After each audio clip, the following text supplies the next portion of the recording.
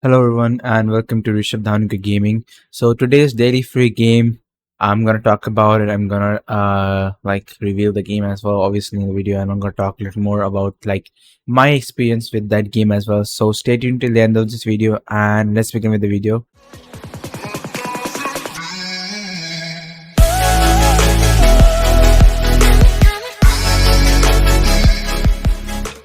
So this today's free game is a repeat actually. It's Fallout 3. Fallout 3 had been given out early and I already have that on my library. So just in case you don't have it, you can claim this game. Previously, it also gave out Fallout 2 as well, I think. And so if I search Fallout, you can see I have Fallout, not Fallout 2, sorry, it's Fallout Collection, which had Fallout 2 and Fallout Tactics, which is like 3 Fallouts, they were there. Then they also gave out New Vegas previously with 6 DLCs and stuff like that.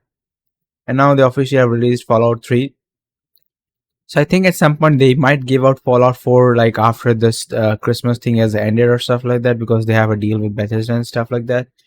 But for today, you're getting Fallout 3 Game of the Year edition, I think, which has a few perks to it, like limited freedom, experience special, fantastic new views, and some other cool features as well, like VATs and stuff like that. They have improved enhanced the graphics with this one, the Game of the Year edition, and they had like some patches for the things that were going wrong. So overall, it's a good deal, and you should definitely get it. And I would like try to give my opinion on it. So let's move on to my review on Fallout 3. So before this initial Game of the Year build, like obviously this was not initially the best Fallout. People still think that Fallout New Vegas or maybe Fallout 4 will be one of the big major Fallouts, but I think Fallout 3 has is obviously Game of the Year, so it had some things that made it stand out from those two games as well, such as the setting, which is obviously in Washington DC, the post-apocalyptic Washington DC to be specific. The game narration is brilliant, the storytelling is brilliant, the precision detail to the wasteland that fills with diversity of characters, which obviously lacked in Cyberpunk, but each character had its own purpose in the arc, or like they had something going on in the town that like made it like each character was individually different from the other. The thing that made me drop from Fallout was obviously the bugs. Primarily the ones that I faced, that I met, like I've written down in my like the review stuff, is crashing. Crashing was one of the things that made me lose interest in Fallout in some capacity, especially since I was playing on the original Xbox One, not the 360. So it was still better. The resolution was still better, although it was not obviously like converting it into the 4K, but it was playable at 1080p. Okay, somehow. The glitches and physical bugs were something else. Like I would say, like the scenarios would like get stuck at some point if you do a particular quest at a particular time and stuff like that. There was like environments which were very bland. Like some parts were like it looked like a fucking thing from the PS2 and stuff like that.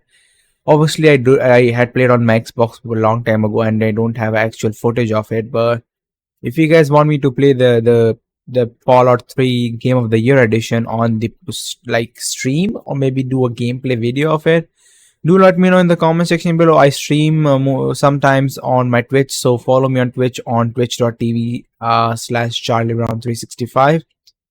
But moving on from my promotion, the quest and progression was a big problem. Some of the quests were broken and were like you couldn't complete it. Like even if you did it like the shit, that it will be like still like stuck at some 70 or 99%, which is quite a problem for me as a person. Like if it's a fucking PC, I just slap in a patch or something like that from the internet by modders or something like that, so it will be fixed. But on the Xbox One, no, no, no, no, no, no.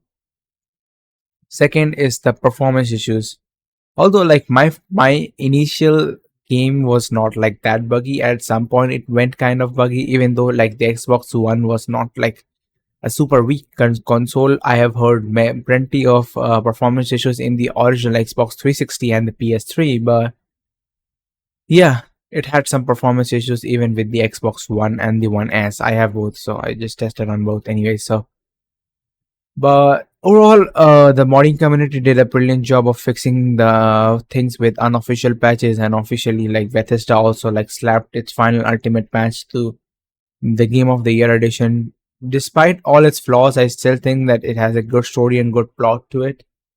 And like each player has to navigate through these like vast and like dangerous landscape encounters. I would say these are like aliens, but like mutated creatures of some capacity, like the actual animals mutated to some kind of fucking dangerous heaviness, like whatever that fucking creature looked like.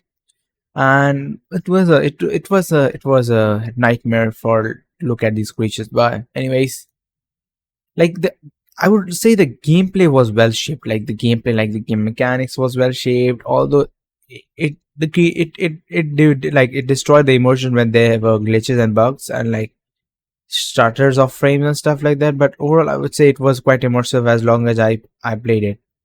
The thing that engrossed me into the playing Fallout 3 was like it is retro yet futuristic. Like it is like a vision of what the future would have looked like from the past perspective. So like they had these retroish futuristic vibes to it, like modern future, like our future. The future that we design looks very different than the future that we used to design back in the early 2000s was quite different. Like our portrayal of today from that time was very out of line, but like not out of line, but like very out of like touch, like because the future that we depicted would happen is still not here, but like almost here, so kind of like that. And I like the creepy haunting setting, yet the beautiful planet that we are exploring. Like obviously it's our planet, but like it's been taken over and there's like destruction and like wars and a lot of things that have happened before this fallout happened. But I like the version of the planet that is it has still has that charisma to it. Like even though it's a boony wasteland all over, still it has, I would say, the earthish feeling to it. And the way that it's designed is really impressive. Obviously it's Bethesda, they put in the effort they when they have to, and the early days were pretty good efforts, not like the far, what was it named, Farlight, not Farlight, Starfield. But the thing I can relate with like Starfield is that if you go through the linear campaign, for some people it's travestically boring, but for some people like me, normie gamer, I can deal with it. I can have fun. It's not that too deep. It's not too deep. I'm not gonna go and fucking sell cocaine on planet Mars or some shit like that. I'm just gonna go through the linear story, finish the game, and like say goodbye to it because I'm just playing through the Game Pass anyways. I didn't buy the game at all, so I don't care. But for the people that spend that $70 or $60, how much ever they have spent on that game, I think that is kind of not a value for money. But some developers might argue with me because one developer said that people should pay for each hour of the game that they play, which is ridiculous. It's a gaming media. I know you put like 5 or 6 years into that game, but you're selling millions of copies on this at the same time of the same game. You're just like made a game, you copy sell, copy sell, and you make like 1 million copies of it and you sell it. So technically you're recovering the effort and the money that's given into game. Why you have to charge each person for the value for your efforts? That will be like fucking, if 1 million people play, you're making million times the money that and effort that you put into the game. That's ridiculously bullshit. But I guess some people are unhinged anyways. Anyways, that is my quick short review. I wouldn't say it's like a full in-depth review. If you want me to do a full in-depth review, do write down in the comment section below about that. And I'll try to make an in-depth review after playing it on my PC with a full judgment of the Call of Duty 3 GOT edition. But anyways, that's all for my video from today. I hope you like this video, found this very interesting, and we'll meet you next video. Till then, peace.